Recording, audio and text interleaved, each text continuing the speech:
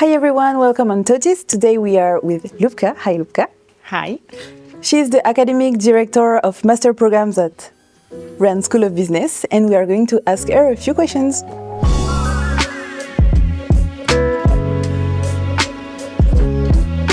First, what are the main advantages of the masters offered by Rennes School of Business? Well, we have 9 specialized masters in Program Grande École, and I would say that the first biggest advantage will be that we have the highest state recognition. We have the Grad Master from the Ministry of Education in France, which is a big testimony of its structure and its quality. The second would be definitely the international personality of the masters. Our school DNA is centered around international aspect, inclusivity and diversity, and that is perfectly reflected in the level of the masters, where over 90% of our faculties come from different countries, and more than 50% of the students in the masters are international, which brings a lot of values to the classroom and the learning experience as well. The third, I would say, is the innovative and immersive pedagogy. It is true that we have a very nice balance between theoretical learning, but also learning by doing, which means that our learning content is fundamentally based on high-level research findings, frameworks, and model, but then it's immediately practiced within the curriculum in given real case studies, used case studies, collaboration with companies and partners. Even leaving the classroom and visiting companies is something that is part of the curriculum. And last but not least, we have been very sensitive and open for the emerging technologies and the innovations, as they do represent a very fundamental part of our lives and our work. So across all masters, we have a solid number of learning hours dedicated to artificial intelligence, obviously, cybersecurity, blockchain, and in some masters, we also have metaverse and virtual reality. How does the school adapt its programs to the job market changes and also the company expectations? Right. Well, our programs are designed on a competency-based approach, meaning that there is a block of competencies accompanied and associated with each specialized masters, and then highly linked with the learning objectives per program, and afterwards linked with the learning objective per course. This has been revised every year with the help of internal resources, which are obviously the reputable faculties and professors we have, but also verified by an external body called Advisory Board, which is consisted of external experts, all relevant for the given masters. Let's say there will be an external body relevant for the master in luxury. Another group of experts will compose the external body for the masters in international finance, and so on and so forth. So they are given a task to review the courses, the course contents, and the learning objectives per program, so they will be surely aligned with the ongoings on the industry level. On top of that, as I mentioned, we are embedding a lot of courses related with the emerging technologies. But as equivalent for that, we are also very sensitive on the sustainability issues, the environmental issues, social justice, and corporate social responsibility. So equal to the technologically driven learning content, we are also adjusting the learning into the aspect of the environmental transition, not only technological and digital. Thank you, that was very clear. Now, what is the difference between RSB's master's program and the ones of the other schools in France and abroad? I can answer these questions in 3 parts, if you allow me. The first, it will be definitely the highest recognition from the state, the Grad Master. Then it will definitely be their international aspect that is reflected in different ways. Some of the programs, especially Master 1 and PG2, are actually obliging our students to spend a semester abroad. In PG3, we have an option for students to spend a year abroad in a partner university, which speaks volumes of our international side. But also we are very strong in accompanying our international students within the campus in Rennes and Paris, as they might end up having sometimes barriers without language finding themselves around the city and administration process. So our international side is being controlled very strongly. The third part will be that we have been very strong in encouraging students in their entrepreneurial endeavors.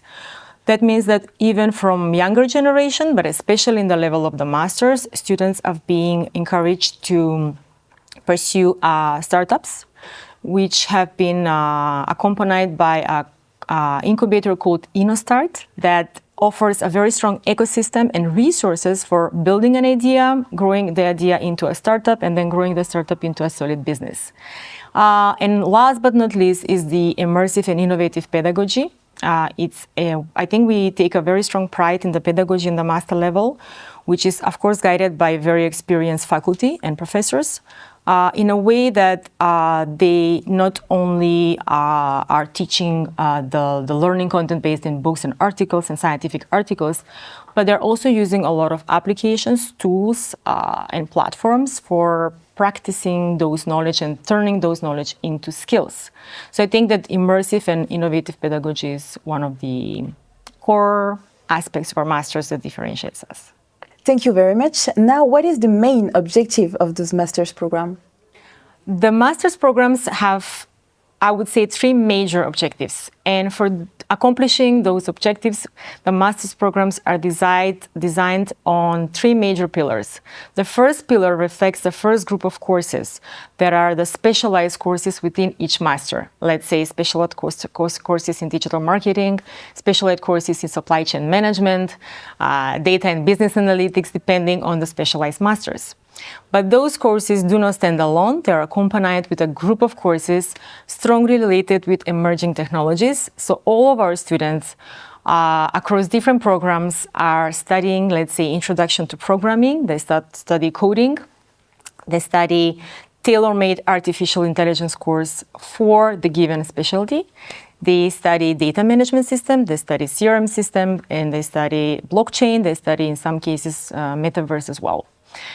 So apart from specialized and technologically driven courses, we are also adding a third group of courses. The third pillar comes with the environmental transition and the awareness, the social awareness for being a part and running a multicultural teams. So we have a set of so-called transversal courses who needs to bring additional value in their professional personality, for example, working in internationally culturally diverse teams, being sensitive on the environmental issues, knowledge about general strategy, general leadership, and general management, which means that our objective is to make a very responsible citizens, young professionals who are not only open to their particular specialty, but they're very much eager to learn technologies and also sensitive to the social issues.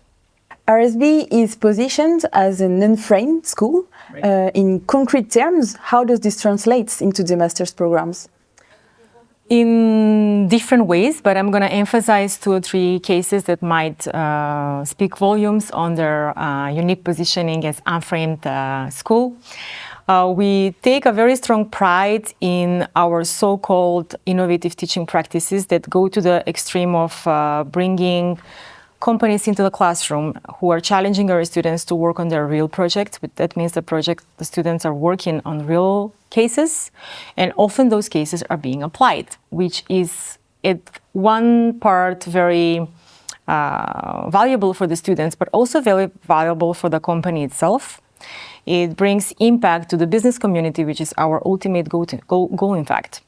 On another note, we apply often gamified learning experience. We gamify partially or completely the classroom. We are also using a lot of simulations of business and other apps and tools that can enrich the learning experience. So apart from this impactful learning method, we are also very proud in our learning expeditions.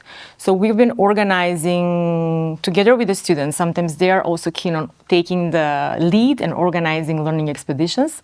So both in Master 1 and Master 2 level, we've been visiting governmental institutions, speaking with high authorities for example, in the context of geopolitical mastery, international negotiations.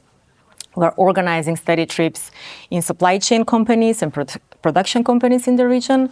We've been visiting LinkedIn, we're visiting marketing agencies and companies. So those learning expeditions are at some point even encouraged and organized by the students. often ending up in a very fruitful case study that is one of the requirements from the study trip. That has been culminated into another project which is called reverse mentoring. It's a form where students take the lead of becoming a mentor to already developed professionals, and we have been completing reverse mentoring. We are very proud of these projects in 2 occasions so far. The first one was with Danone. Our students who are very skilled in technology were trained by our professors to become very self-confident mentors in designing of the prompts for artificial intelligence and ChatGPT, of engineering the prompt, of using it in the right way, of course. So they have been applying their skills within a workshop organized with Danone, where they help the professionals from the company within their daily tasks, either writing a very concise email or refining some search or systematic review of a long and complicated files, summarizing findings, and so on and so forth. It went very well, and it reflected a very nice feedback from the team. On a second occasion, recently we did a reverse mentoring with SNCF. There were few lucky travelers at the train Rennes in Paris who benefited from our students' skills. So while they were traveling, and normally in this train, in the early train, people are traveling for work with their laptops being opened, our students approached them and offered their mentorship, and it was widely well accepted, I must say, for helping them how to design the prompt, how to use the benefits of the artificial intelligence, but also how to be critical on the tools as well, and how to differentiate what's valuable and what's not. Nice. So they have a concrete action on the field. Oh, definitely they do, yeah. Now, how is the internationalization of the staff an asset for the students? It brings so much value to the classroom. Having international professors from different parts of the world can only bring good to the classroom. I mean, it enriches the learning experience by bringing international pedagogy, international networks, international research as well. It brings freshness around being social and cultural awareness, makes everybody feel more comfortable by being different, right? But most of all, it brings different perspectives on the discussed issues, which helps our students have a very strong growth mindset and become real critical thinkers, I think. And can you talk a bit about your experience? How did you come here at RSB? For me, it has always been imperative to belong and work in an international environment. I have found myself being very successful, let's say, and progressive when I'm surrounded with people from different cultures. So that strongly inspires me.